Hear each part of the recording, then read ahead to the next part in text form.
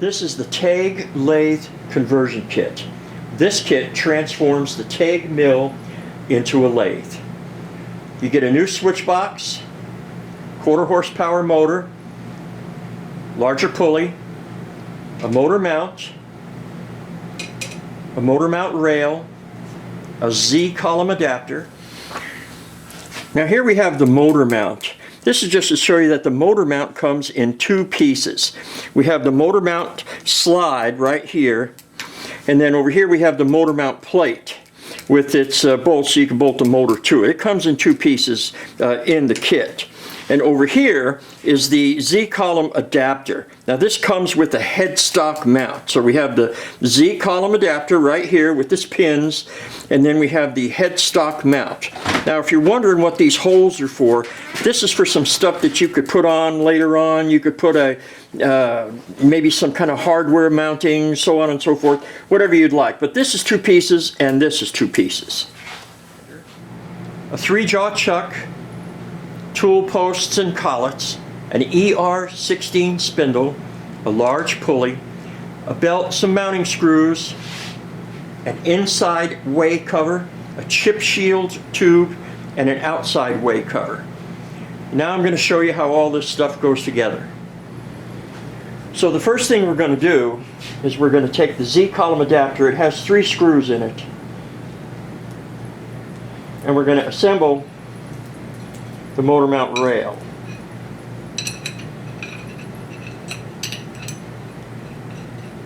There we go. It only goes on one way. The locating pins would be on your left.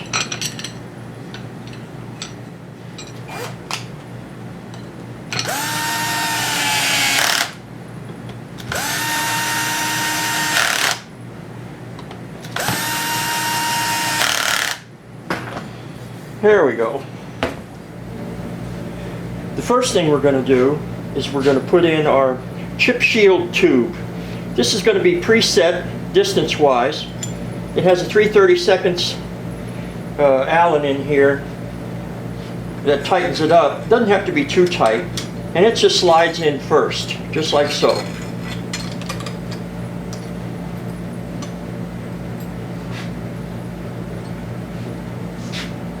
Then the way cover goes on top, and then the retainer goes on top of that.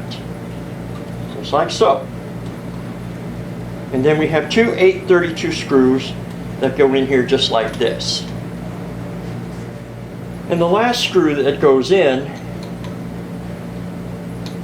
is a 10/32 by a 1/2 inch. It goes in the center on top of the set screw that's in there, and it's all held into place.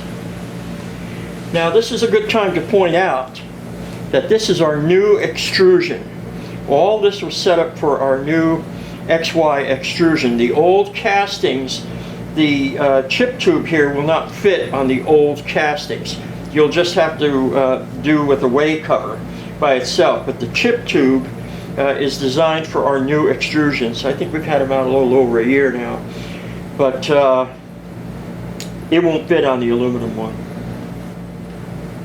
The next thing we're going to do is we're going to install the Z-column adapter right up to the XY. In this case it'd be the XZ. These are the locator pins that sit on top of the rails.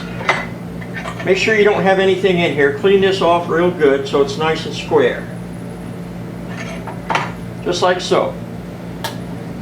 And you put the nut and washer back on in the back. And we could wrench it down.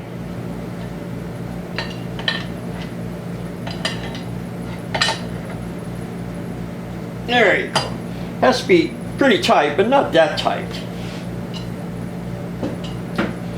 Now this would be a good time to point out on some of the older models, the retaining screw from front to rear here may not be long enough on some of the older models. So that's why when you see this in your kit, this is sent just in case that this retaining screw is too short.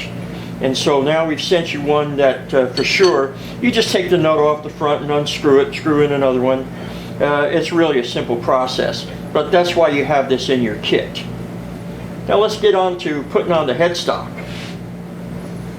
Now the headstock, it lines up on the adapter, just like so. Now some people like to have them flush with the front, some people like to have it flush with the back. I prefer at the front. I'm not sure why. And then just tighten it up. There we go. That's not going anywhere. Now the next thing we're going to do is we're going to put on the motor and the motor mount. Okay, we're going to slip on the motor.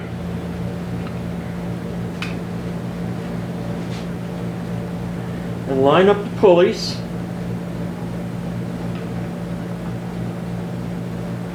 Pretty close, right about there. Here we go, right there.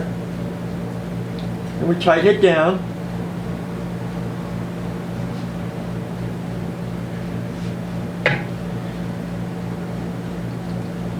We put our belt on.